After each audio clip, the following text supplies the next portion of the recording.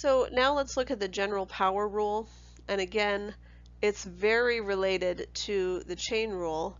It's actually the first two examples that we did on our chain rule video is essentially using the general power rule that says, hey, we knew the power rule before that said if I had x to the fifth was my function and I wanted to differentiate that, then I used the power rule that said take that 5, move it out front, and then take the x to 1 degree less. So that's really easy. So now the general power rule is essentially saying it's okay if it's not just an x. If you actually have a function in there instead of x, you can still use the power rule to take, again, if my exponent is n, I'm taking n, and then whatever the function is to the n minus 1, and then the derivative of whatever the function was. So you can see how this is exactly the same thing that we just did using the chain rule on our last video, the first two examples. Let's take a look. If I want to find the derivative, essentially I'm saying this is u. So I'm going to write 3x minus 2x squared as u. So then I can say that f of u is essentially u to the third power. I have f of x here, which really should be f of u. The general power rule says to take f prime of u, I'm going to differentiate f with respect to u, then I'm going to take it times u prime. So I'm going to take 3, so f prime of u would be 3u squared, right? So that's what I have here, 3u squared.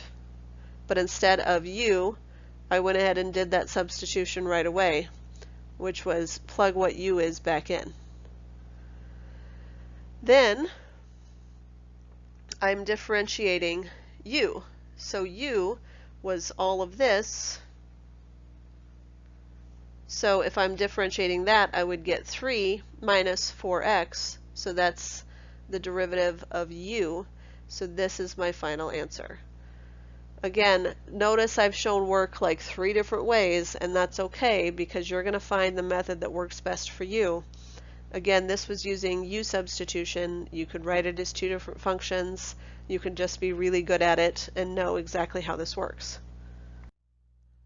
So go ahead and give this one a shot. This one's not going to be easy because essentially I have a lot going on here. I have product rule and the chain rule. So just to help you separate this out before I set you loose to do this on your own, I have h of x equals my first part, which is the tangent of 7x. So as I can see, this is actually going to be chain rule using tangent of x and then 7x as two functions.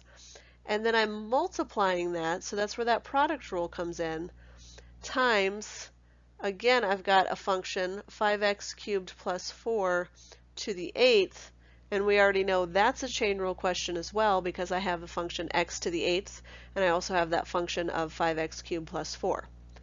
So not an easy question. If you get this right the first time before I go through it, pat yourself on the back because that's amazing. But if you don't get it right, don't be hard on yourself. This is a difficult question. Do the best you can. When you're done working on this question, press play to see how you did. So as usual, I do have the answer sort of beneath this, but I want to talk through the first step with you because that's the hardest step. So if I'm taking h prime of x, using the product rule says take the first part of your product, tangent of 7x, multiplied by the derivative of the second. So I'm taking the derivative of this. Well, this is where the chain rule comes in. The derivative of this is using the general power rule that says this is 8 times all of the stuff on the inside unchanged to the 7th. And then chain rule says now differentiate what's inside, which is times 15x squared. So that's the first part. Again, the product rule says then add to that the second, So the second is 5x cubed plus 4, all to the 8th, times the derivative of the first. So now I'm finding the derivative of the tangent of 7x. And so essentially I'm saying the derivative of tangent is secant of 7x times 7. Sorry, secant squared. I knew I was forgetting something there. So the secant squared of 7x, which is the same thing that was on the inside, and then y times 7 because I had to differentiate what was on the inside. So that's my first step, is to just write out everything. And don't try to skip this step and go straight to the answer, because that's just silly, plus I'm not going to give you all the points that you want. Then from here, really, I'm just going to simplify anything I can, and there's not a ton I can do, but I have the 8 multiplied by the 15x squared, so that's where that 120x squared came from. And I guess technically this tan 7x should probably be at the end of this, so it would be 120x squared times 5x cubed plus 4 to the 7th, tan 7x, and then plus, again, typically we'll put this stuff at the end, so it would be plus 7 times 5x cubed plus 4 to the 8th,